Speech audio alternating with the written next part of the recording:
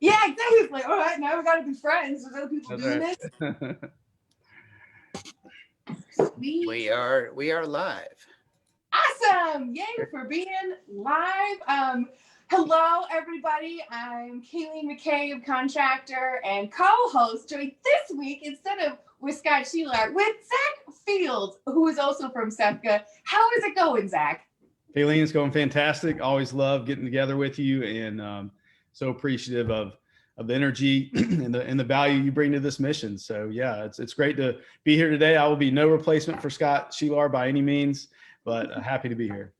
Well, it's always a joy to speak with all the awesome team members over at SEPCA. I mean, obviously I've been able to geek out with Scott, but we were just talking about that I met SEPCA and came across the organization because I saw you speak on a board or a panel at an ACTE conference. So it's been quite a few years now. That's right. That was with our great partners at NCCR. They were great at bringing together passionate people, and I think that's how we connected because of our mutual love for the skill trades, the industry, and the opportunities that it means for young people.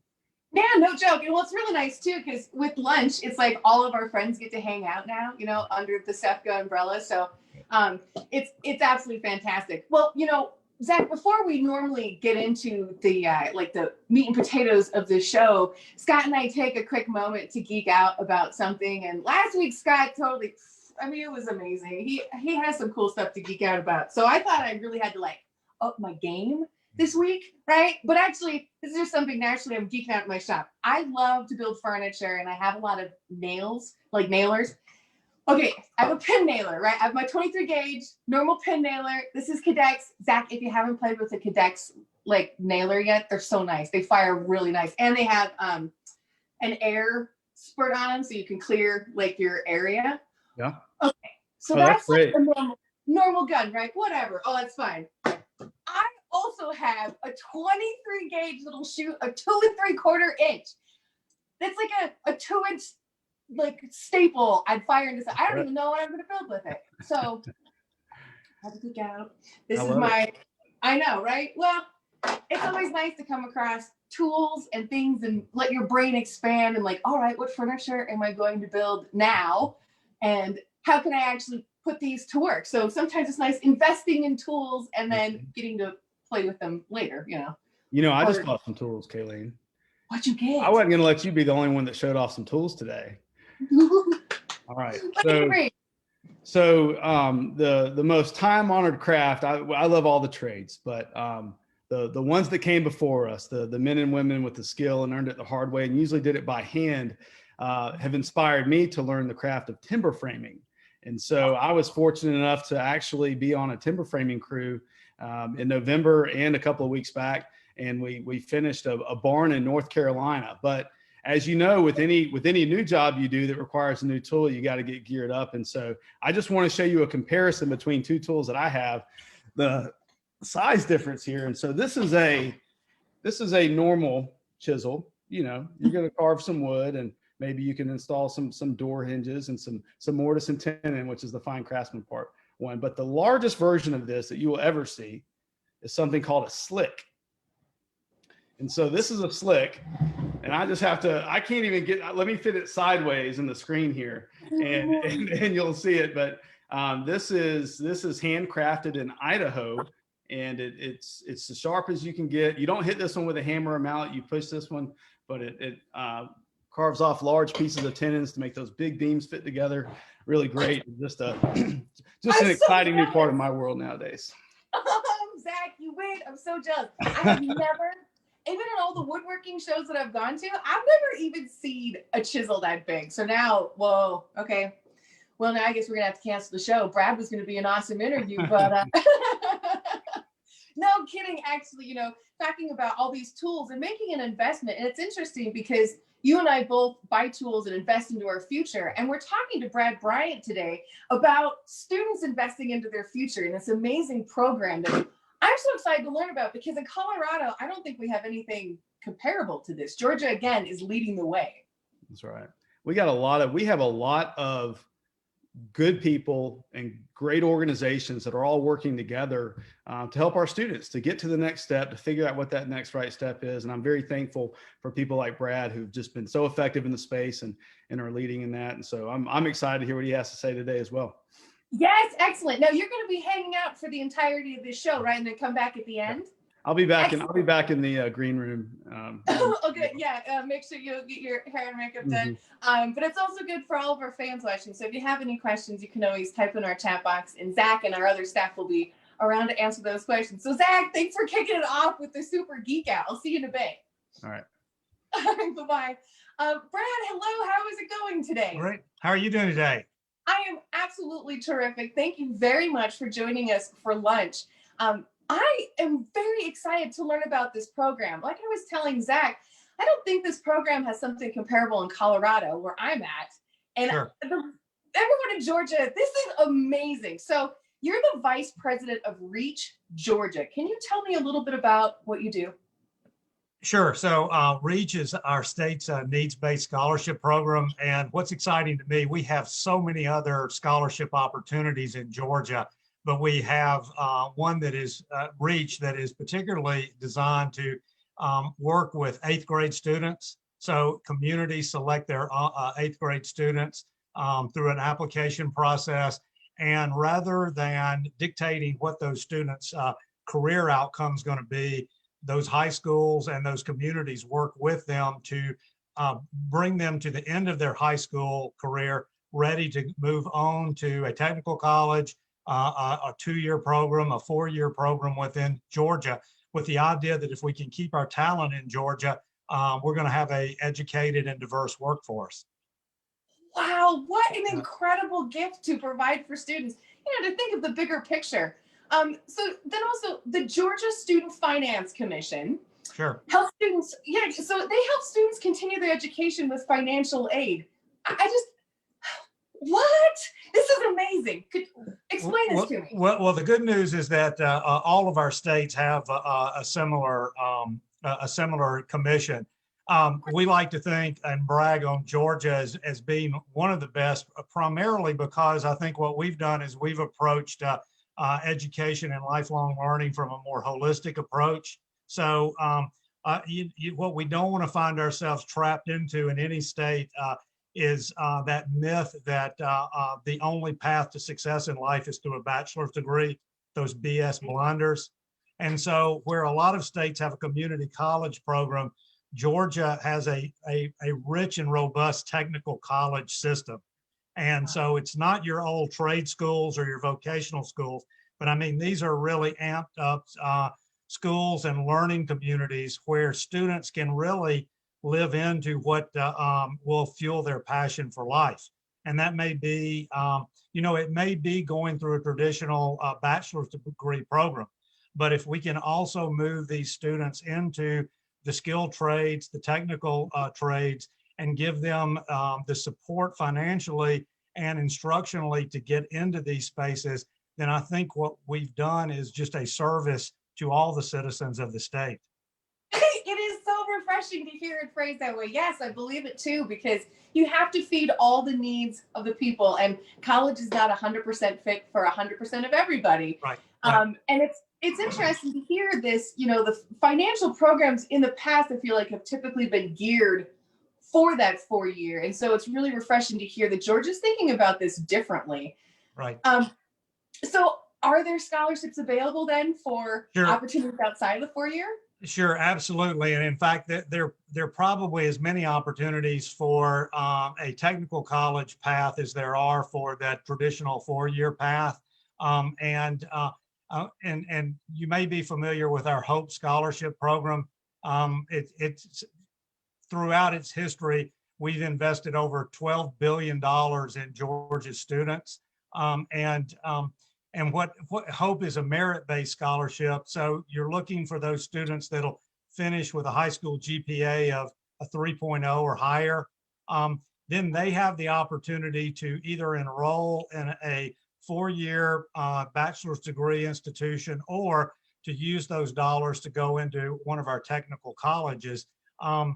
Wow. I think I'm right in that every citizen of Georgia probably has a technical college closer to them than they may have a Home Depot.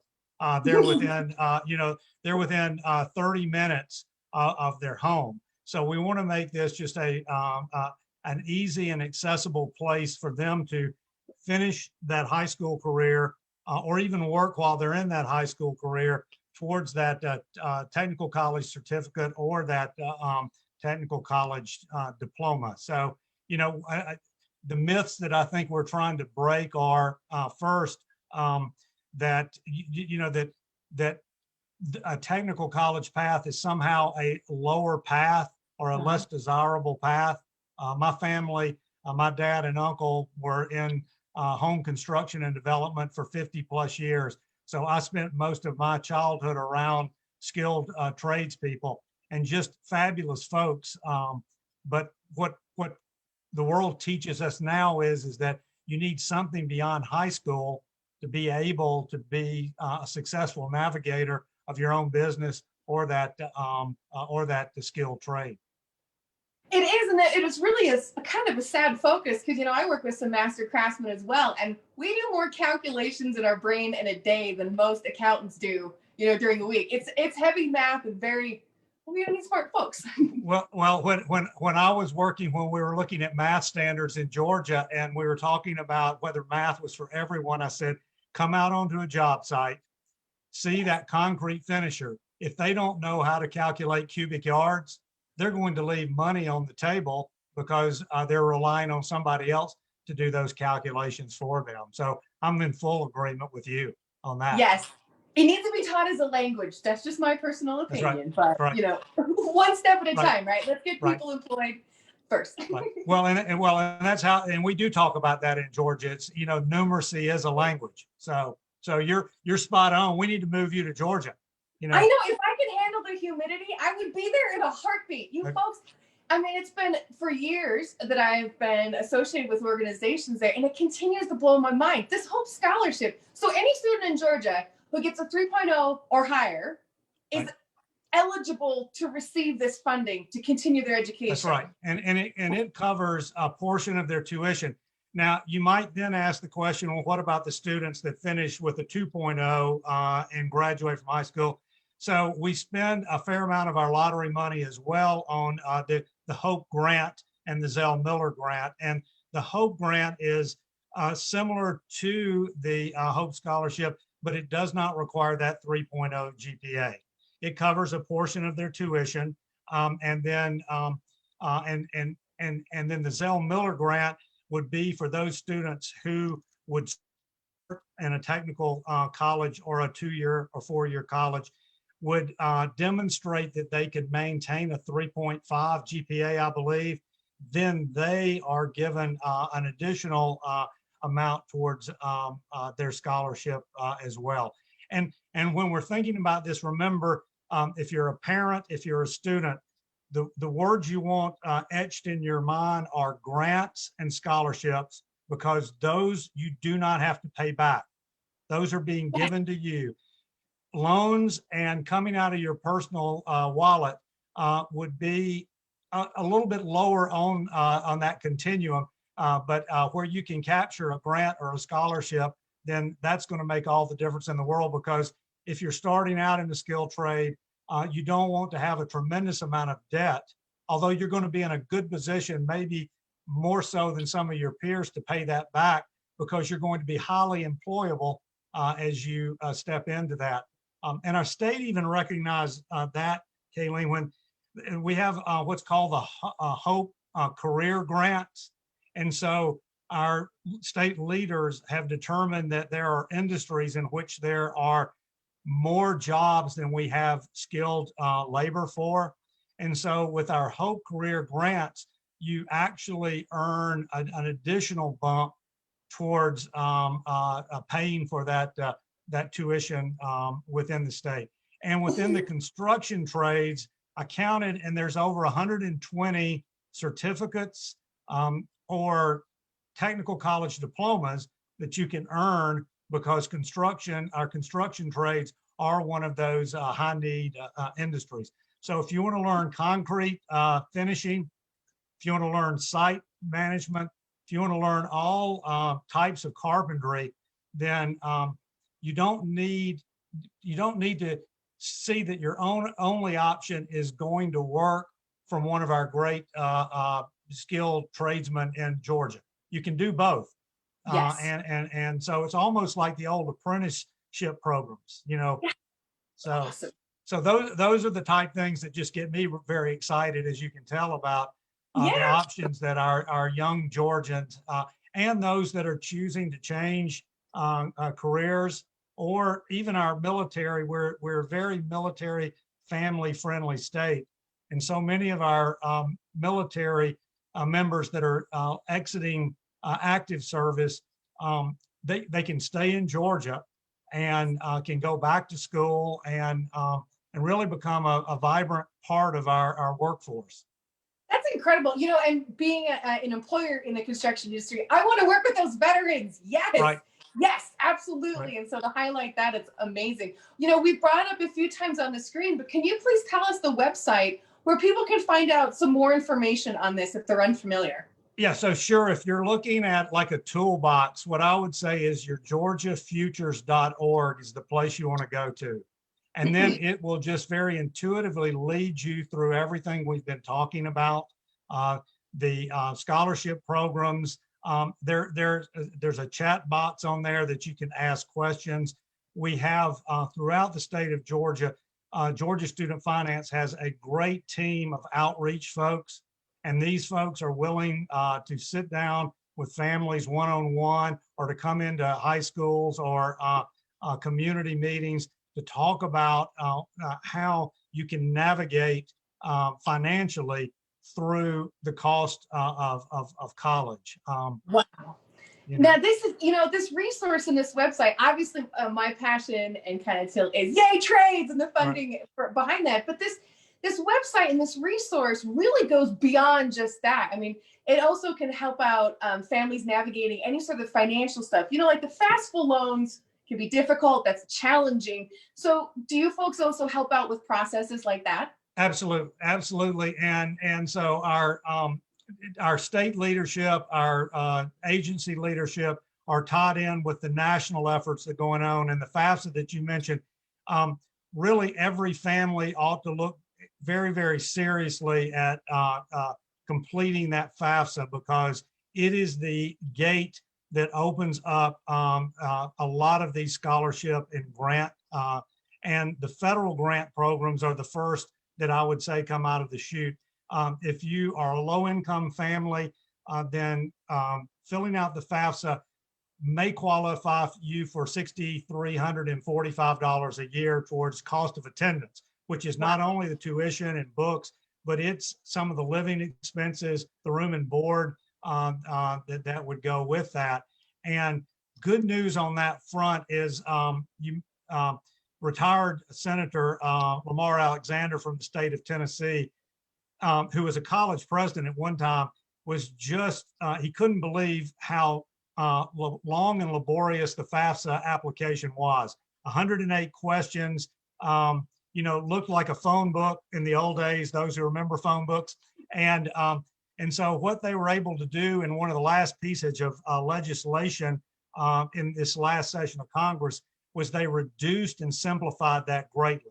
So I believe it's gone from like 108 questions to where it will ultimately be about 38 questions, a lot more management of new numbers, so that a family won't have to go to 15 documents to be able to populate some of the information. So just an exciting time if you're a family that has a student that is starting to think about college and post-secondary opportunities. That is excellent, because sometimes the inhibitor is time constraints and also gathering that information. Right. And then another place they're doing that is that in filling that out each year, they do checks, and we all want to be very good stewards of our money. But what's happened is our low-income students, who are primarily minority students, underserved students, are the ones that sometimes end up having to verify and validate every year. And so there's a real effort within this piece of legislation to make sure that we can, once a student demonstrates that he or she wants to get into that post-secondary pipeline, that they can stay there without just the bureaucracy overwhelming them, if you will, you know. That is absolutely fantastic. Take some of the red tape away, because, you know, cheering this on, it seems to be sometimes tough to get folks excited about their future opportunities, but they're so giant right now. They're absolutely off the charts, you know, and oh, go ahead. No, I just was going to agree fully with you. So, you know, and you're a great champion for just talking about that, how we all become lifelong learners, and, you know, and add new tools to our toolbox as we grow older, you know. And I like to think of Georgia's scholarship opportunities is that big toolbox, and what we want our citizens to be able to do is, and you know this, is that if you're going to frame a house, you don't take a dovetail saw to do the work. You know, you're going to take a skill saw.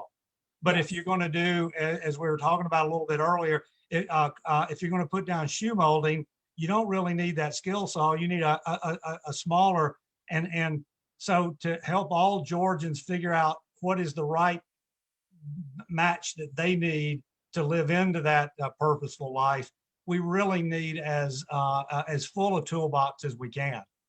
It's such a wonderful evolvement, you know, because really taking away that 4-year focus, that's it, and really showing, expanding all of the possibilities and really supporting it from the top down is amazing. Right. I just have to ask, just out of curiosity, because I hear a lot of groups who have scholarships and they go unfilled because people aren't applying for them. How is it in Georgia? Are all of these being given away, or there still, I mean, everybody needs to apply, right? Sure. And I think, you know, some of the inhibitors that we just talked about are the FAFSA. If you can't, if a family doesn't fill out the FAFSA, or if they have difficulty in doing that, then that may preclude them from other scholarships. And then, you know, there's some great resources that are both nonprofits within states, and we have several of those. Colorado has a number of those that help students and family match those. And I've got a dear friend who is a tall African-American woman who's left-handed. And, you know, she reminds folks is that if you do the research, you'll probably find a scholarship for tall left-handed women, you know. And so really that's a great point, is that use these state scholarships, the federal grant programs, to help you start down that path. But then don't give up. Keep searching around. Rotary clubs, service clubs, leadership programs, all of those are designed to do one thing, which is to help, again, our young people grow into a purposeful life where they're wonderful, wonderful citizens and contribute back to rich and diverse economies. That's fantastic. You know, and really now with the shortening of the FAFSA loans, these the website you have is so fantastic and rich with resources. Now, just to dispel a myth, because sometimes I'm curious, you know, sometimes these scholarships are just for a 4-year opportunity. Are these scholarship and grants also available for trade programs or 2-year degrees? Sure, and again, and we haven't talked about dual enrollment, which is another way to help do that. So Georgia and a lot of other states, but again, I'm prejudiced toward Georgia, is that what we want to do is we've worked with our post-secondary partners, the K-12 with the post-secondary partners, so that if you're a family in Georgia, rather than use that junior and senior year in ways where the student is just kind of biding his or her time to either enter the workforce or to enter into a college experience, what we've done is students in Georgia actually have the ability to take credit-bearing courses, and most of our students are finding that best path through our technical colleges. So they're able to take those credit-bearing courses and take up to 30 hours at no cost to the student or the family for tuition. And with these students living at home, the parents might charge them room and board, but at the same time, the parents are probably trying to prepare them so that the students don't live with them forever, you know. Yeah, it's nice, you know, keep that.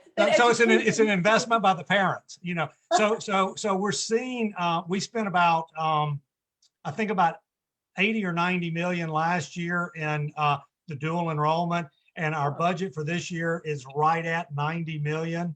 And so what this is doing is allowing students to start more quickly. And so, you know, for those young people who can't wait to get out into a trade or into the work world, what I would say would be is that if you use that last year or two of high school, go ahead, put 30 hours under your belt, and then spend another year. You could still live at home, spend another year, access one of our technical college programs in the construction trades, maybe work part-time with a great contractor. And then when you hit 18 or 19 years old, you're going to have both the academic background, and you're going to be at a place where you can really start to practice what you've been learning in not only the construction trade, but any of the other trades that are offered within our technical college programs. It's phenomenal. I just think this is the way we should really kind of find our career path and love, is try it out, go through apprentice programs. The fact that this is being supported and embraced is amazing. Again, before I bring Zach back in, it's gafutures.org. Correct. And that's the best sort of warehouse to find all of this amazing information. Right. And when, yes, absolutely. And when you get there, if you want to find out more about some of the really great folks that work within Georgia Student Finance, just go to that About Us link. And what it'll do is it'll drop you down, and there's a map that shows under the outreach, a map that'll show you how Georgia is divided up. And there's a representative that under contact your GSFC representative that will link you to which part of the state you're in. And then these folks are just phenomenal resources. You can see them on the right side of the screen. And they're there just to do what we are called to do in state government, which is to be good servants of your tax dollars and help you out. And I think they've done, since COVID, if you think that's been a barrier, I think they've done about 900 one-on-one visits with families just to help them all see the potential that their child or their student may have as a citizen. Wow, what an amazing resource and gift almost to all residents of Georgia to have this opportunity and continue their education with such support at any time. Oh, my goodness. I feel like this should have been an hour lunch today. I mean, you know, is there any other bits of information you'd like to share with our followers that we didn't quite get to today? Well, probably the only thing I would do would be just to thank you for just being such a strong champion for this work, because we need, if we're going to create movements, you need those champions. And then I would just also just give a shout out to SEFCA and a lot of the other great partners that we have in this state. This while Georgia Student Finance administers this, we're a part of a larger team. You know, our governor's been great, and his predecessors, our state General Assembly and our legislature have been great. But I just can't speak enough to how important private industry and nonprofit partners are to ensuring that government is successful. Government can do its part, but when we really work well is when our corporate and nonprofit partners join side by side with us, and we all do that with a student-centered focus. So that'd be kind of how I would close mine, unless there are questions. No, it's amazing. I thought Zach was going to be joining us a bit ago, but Brad, this was absolutely a gift and a half, and I appreciate you sharing all this information. You know, I am a supporter of SEFCA too, and whatever happening in Georgia, I think is such a strong example for the rest of the nation. And again, I can't wait after this to go geek out on that website for a while to, you know, inform myself a bit better, because the support is tremendous. And I hope that all the parents tune in and watch this today. So thank you very, very much for all of your information. You know, and I think the proof of the pudding may be is that Georgia has I think we're into our 6th, 7th, or 8th year maybe of the best place to work in America. And I think that that's a function of all of this coming together, so that we really are creating a strong menu of options for our families, for our citizens, and for our students. So thank you for what you're doing. Oh, well, thank you. Absolutely. You know, and it's actually so rewarding too, because I see Georgia bringing the level of respect of all these industries and great careers up. And so as a whole, great team. All right. High five. Yeah. So thank you again. And for all of our fans, next week, we're going to be talking to some friends who are putting on a great event called Next Steps. It's the ultimate guide to career options and choices for parents and students. So we'll be talking to them about what their event is all about. And again, I cannot thank you enough, Brad, for joining us this week. I hope you have a terrific rest of your day. Well, thanks for having me. All right. Thanks. We'll talk to you later. Thank you, Brad. Thanks. Bye-bye. Yeah.